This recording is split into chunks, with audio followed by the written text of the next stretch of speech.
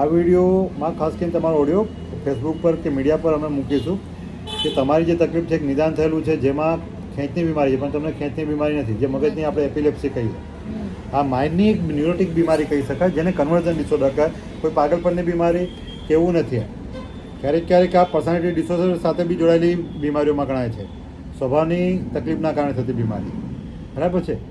એટલે આપણે વાત કરું શરૂઆતથી કે તમને શું થાય છે. આ બ્લેડ હાથ પર મારી એવું તમે કીધું, એ કેમ?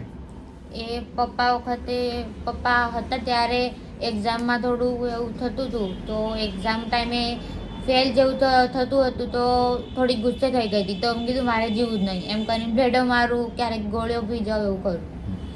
પણ એનાથી શું ફાયદો શું થાય, તો શું મજા આવે? ખબર નહીં, ઈચ્છા થઈ જાય તો બધાને વચ્ચે મારી દઉં ને એવું કરું. ક્યારે ભાન નહીં રહેતું મને. એ પપ્પા હતા ત્યારથી એવું થાય છે કે પપ્પા ગુજરી ગયા પછી એવું ના, થાય? પપ્પા હતા ત્યારે ના, પપ્પા પછી જ આવું તો ચાલુ થયું છે. પપ્પા ગયા પછી?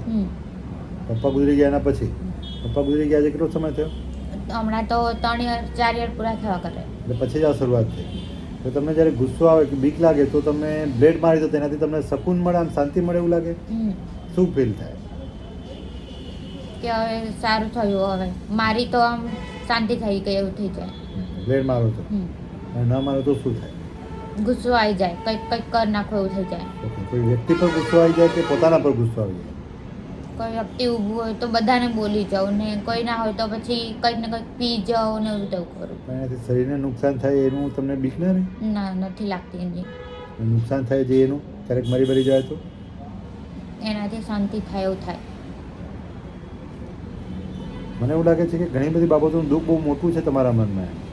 પપ્પાને લઈને દુઃખ છે કે કોઈ બીજી બાબતને લઈને? પપ્પાને જ લઈને બધું બહુ હેરાન થઈ જવાય છે.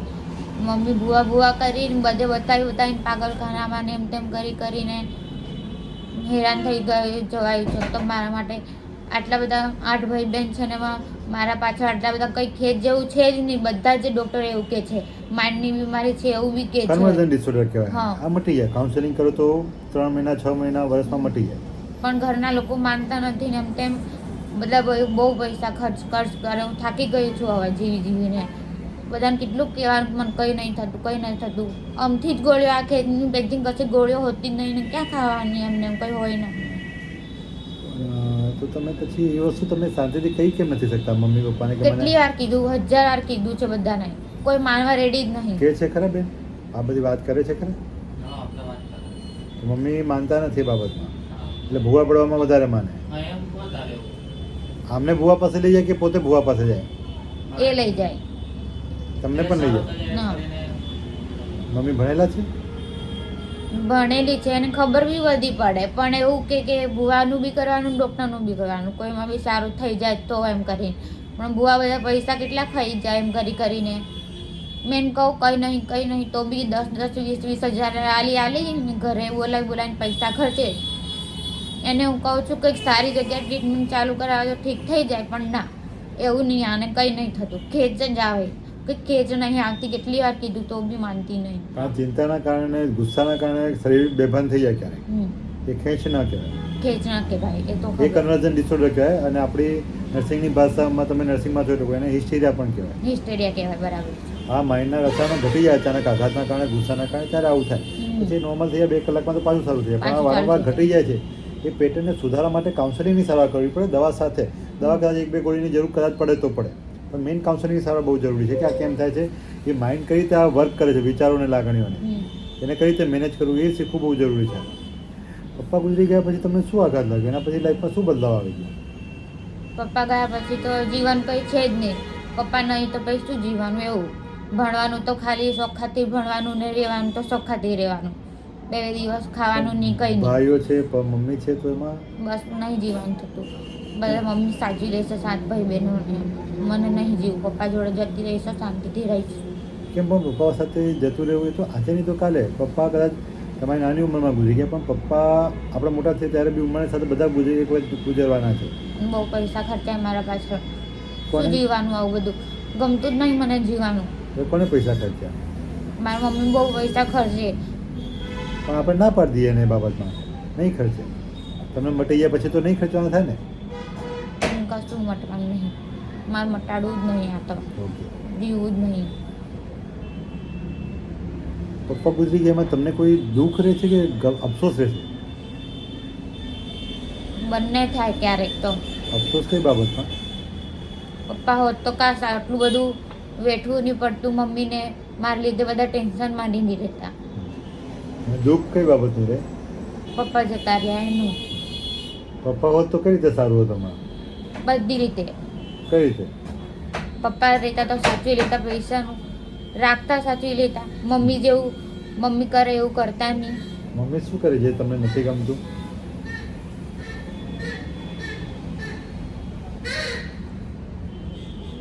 હું તમારી તકલીફ સમજી શકું છું. તમને એ બાબતનું દુઃખ બી બહુ છે અને આજે મમ્મી માટે કદાચ એ બાબતનો ગુસ્સો પણ બહુ રહે છે અને એ તમારાથી સહન પણ નથી થતું. તમે કોઈને કંઈ પણ નથી શકતા. મમ્મીને ક્યારે કીધું છે મમ્મી તું આવું કરે છે, મને બહુ ગુસ્સો આવે તારા પર, તમે ક્યારે કીધું? ક્યારેક કહી દઉં ગુસ્સામાં. મમ્મી સમજે એ બાબતમાં તમારા ગુસ્સાની પાછળનું જે દુઃખ છે નથી સમજતા? શું કે? કંઈ નહીં બોલતી. થોડી વાર એમ તેમ બોલે, સત્સંગ સંભળાવે, પછી પાછી ચૂપ થઈ જાય. તમે ક્યારે વાત કરી છે તમારા દુઃખની પપ્પા સાથે જોડાયેલા મમ્મીને? કેટલી વાર કીધું છે. એ શું કહે છે? બુવા પાસે લઈ જાય એ ટાઈમે તો. તમે નથી માનતા? ના. મમ્મી માને? એનાથી કોઈ ફાયદો થયો ખરો? ક્યારે તમને નહીં, કેમને? કશું જ નહીં. તમને પહેલી વખત આ ક્યારે થયું હતું? શું? પડી ગયા હતા, બેભાન થઈ ગયા હતા, ખેંચ આવી ગયું?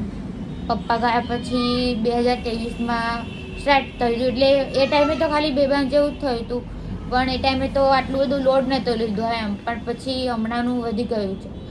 દિવસે ક્યારે ગોળી પીવું તો બી અસર નહીં કરતી. પપ્પા ગુજરી ગયા એ ટાઈમે તમે ત્યારે બેભાન આઘાતમાં થઈ ગયા હતા? બહુ દુઃખના કારણે આઘાતમાં બેભાન થઈ ગયા હતા એવું કંઈ થયું હતું તમને એ ટાઈમે? ના, એ ટાઈમે તો કમ્પ્લીટ જ હતી. પણ ભાઈ આમ કે છે એવું થયું હતું એ વખતે? ક્યારે થયું હતું?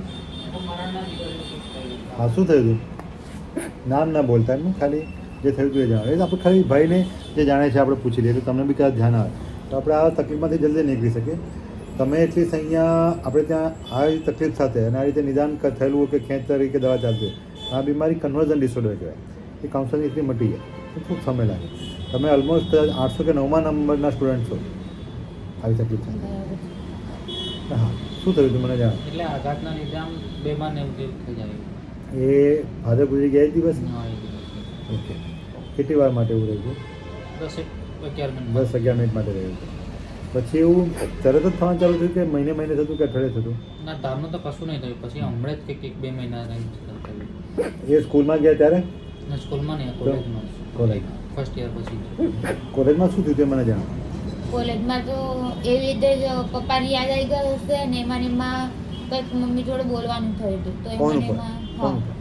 તો એમાં ને એમાં એ વખતે જ થયું. તો એ દિવસ સારું નહીં, હોળી ચાલતી હતી એ ટાઈમે. તો ઘરે આવવા રેડી જ નથી હતી. પછી ત્યાંની ફ્રેન્ડ હતી તો એને કીધું કે આવું કંઈ નહીં હોય, ઘરે જતી રહી, બીમાર હતી અને એવું હતું. તો ઘરે મને મોકલી.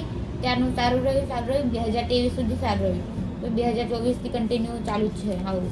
2024? અઠવાડિયામાં કેટલી વખત આવું છે? અઠવાડિયામાં તો 2 થી 3 વાર, ક્યારેક ચાલુ ને ચાલુ જ રહે, કલાકે. તો તમને આ દવા કરાવી એ ડૉક્ટરની ત્યાં ખેંચની દવા લો છો તો એ દવાઓ તો એનાથી કંઈ ફાયદો છે? ના, કેમ કે ખેંચની બીમારી નથી તમને. નથી. ટાઈમ ટુ ટાઈમ ગોળી ના લે, ગમી પણ પણ ના લેવું. તો પણ એ ટાઈમ ટુ ટાઈમ દવા એ ખેંચની છે એનાથી કોઈ ફાયદો આમાં નહીં થાય. એમને ખેંચની બીમારી નથી. ખેંચની બીમારી. પણ ખેંચ જેવી જે બીમારી માઇન્ડની ખેંચ કહી શકાય. મનની માઇન્ડમાં ડિપ્રેશન માઇન્ડની ખેંચ. ડિપ્રેશન પણ નથી. પણ લાગણીઓ સચવાઈ ન શકાય, લાગણીઓ કોઈને કહી ન શકાય, રજૂ ના કરી શકાય. આપણે કોઈને રજૂ કર્યું તે સમજી ન શકે. એટલે અંદર અંદર મન મૂંઝાયા કરે ત્યારે આ તકલીફો ઊભી થાય. એક વાત પર આમ મુંદા જ કરે એટલે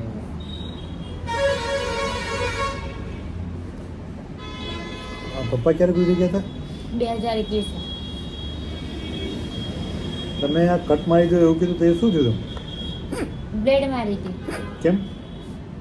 ગુસ્સામાં જ અચાનક જ મારી દીધી. તો વખતે ધ્યાન હતું, મમ્મી હતી, મારી દીદી હતી, આ હતો.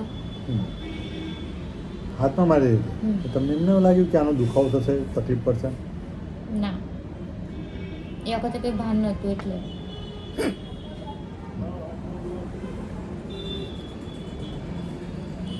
તમે એ વાત કોઈને કહી નથી શકતા, પણ તમે કોઈ આવો વિચાર તો ઘરના લોકો સાથે કે બીજા લોકો સાથે ચર્ચા નથી કરી શકતા? બધાને કીધું છે મેં, કોઈ સમજતું નહીં મારી વાત.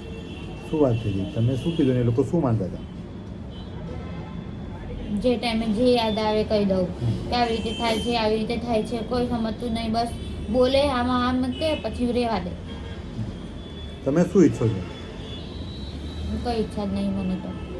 હા, પણ તમે કંઈક તો ઈચ્છતા હશો ને કે આ જેનાથી આ તકલીફ તમારી ઓછી થાય. તમે શું ઈચ્છા રાખો? કોઈ પણ વ્યક્તિ આ તો ભગવાન તમારી પાસે આવે તમને કે ભાઈ તારે શું જોઈએ છે, એનાથી તારે આ તકલીફ ઓછી થઈ જાય, તારું દુઃખ, તો તમે શું માગો? મરી જવાનું ઈચ્છું, બીજું કંઈ નહીં. એના સિવાય એના સિવાય તો કંઈ નહીં. ઘરનું દુઃખ ઓછું થઈ જાય બસ. ઘરમાં શું દુઃખ? મારા લીધે કોઈ દુઃખ નહીં પડવા જોઈએ. ઘરમાં શું દુઃખ છે?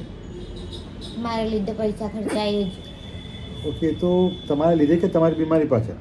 મારા લીધે. તમારી લીધે કેમ? બસ એમ જ બધી રીતે. અરે તમારી રીતે તમે કઈ રીતે કહી શકો તમારી રીતે એમ કે આ બીમારી ના કારણે? આ બીમારીને લીધે જ. આ બીમારી મટી જાય તો સારું. તો તમારે મટાડવી છે કે તમારે આ રીતે જીવવું છે?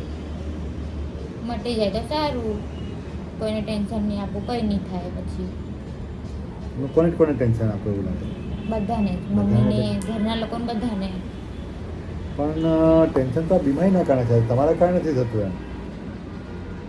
બીમારી મટાડી દઈએ તો આપણે, પણ બીમારી મટાડવા માટે સોચ બદલવી જરૂરી છે અને લાગણીઓને રજૂ કરતાં શીખવી જરૂરી છે પ્રોપરલી. મને દુઃખ થાય છે, મને ગુસ્સો આવે છે, મને આ બાબત નથી ગમતી, મને આ બાબત ગમે છે અને મારી આ ઈચ્છા છે, આ ઈચ્છા કોઈ ના પાડે કે આ કેમ ના કરવી, તો એ સાંભળવું પડે આપણે. મને ઈચ્છા થઈ કે ભાઈ મારે ફરવા જવું છે, મમ્મી કે બેટા પૈસા નથી, તું એક મહિના પછી, તો આપણે સમજવું પડે. ભાઈ એમ કે મારે સિગરેટ પીવી, તો આપણે ના પાડવી પડે કે સિગરેટ પીવાથી નુકસાન થાય, ભલે તારી ઈચ્છા છે. તો આપણે જે કહીએ એ બી એને સમજવું પડે, એની ઈચ્છા ભલે આપણે સાંભળી, આપણે જે કહીએ એને સાંભળવું બી પડે, સમજવું બી પડે. એટલે સમાજમાં ઘરમાં રહેતા હોય તો એ વસ્તુ સાંભળવી પડે, કેવી પણ પડે, બંને રીતે થાય. ટુ વે કોમ્યુનિકેશન કરવું પડે તો હેલ્ધી કહેવાય. બેચેની થઈ જાય, ગુસ્સો આવી જાય અને આપણે એ બેચેની ગુસ્સો એટલો બધો થઈ ગયો કે મન નથી સહન કરી શકતું, એટલે આપણે શરીરને પેઇન આપીએ પછી રિલીફ થાય.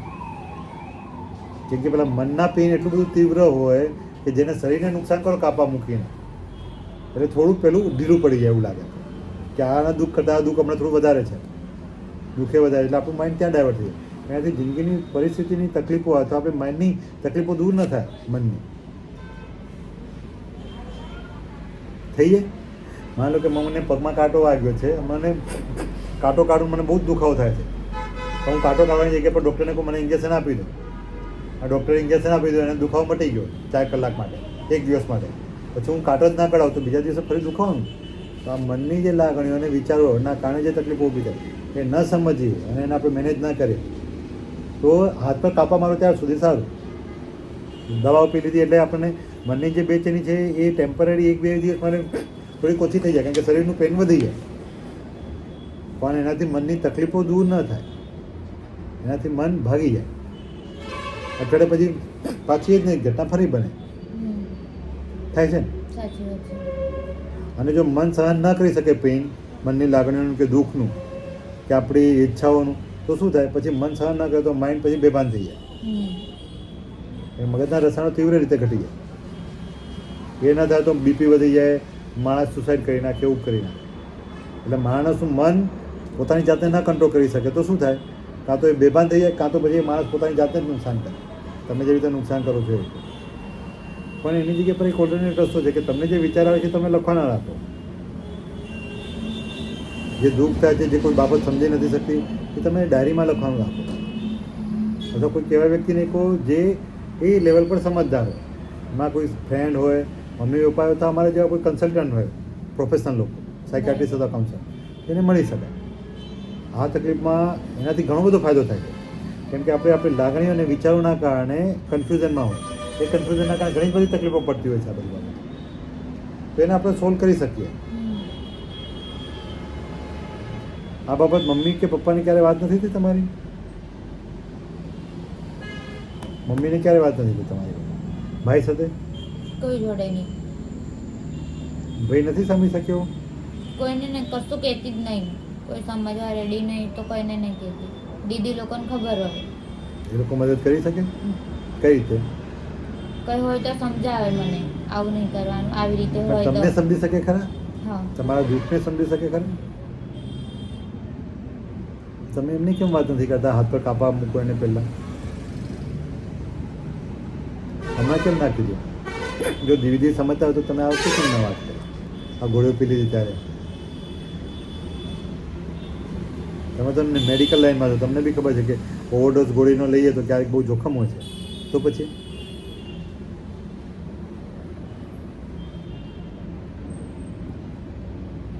આ વખતે સિસ્ટર સાથે નથી વાત થઈ દીદી સાથે?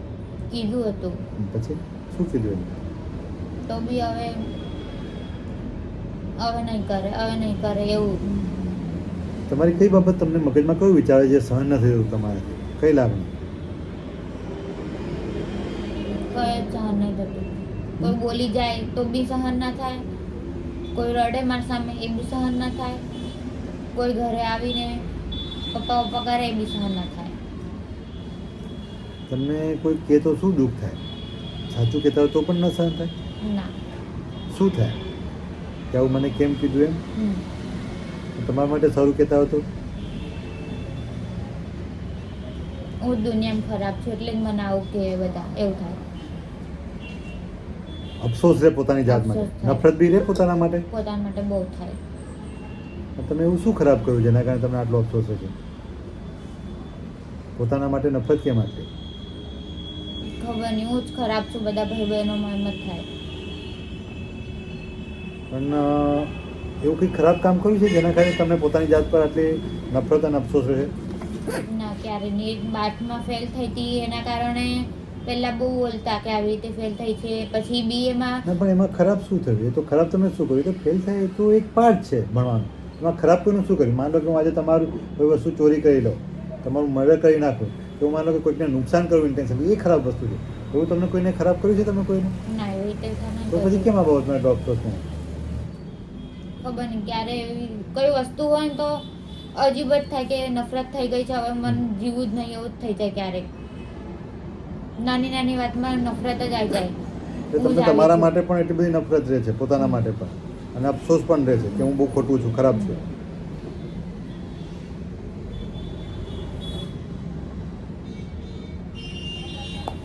ઠીક છે, આપણે આ કાઉન્સેલિંગ સેશન હમણાં અહીંયા આપણે પૂરું કરીએ છીએ, બરાબર છે?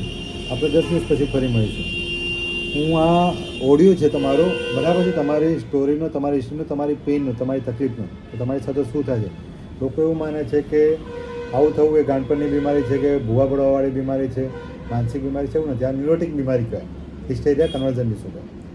સાથે સાથે આ તકલીફ વધતી જાય તો ઘણી વખત સ્વભાવની ખામી પણ સર્જાતી જાય, અને હાથ પર કાપા સેલ્ફ સુસાઇડલ બિહેવિયર કહેવાય.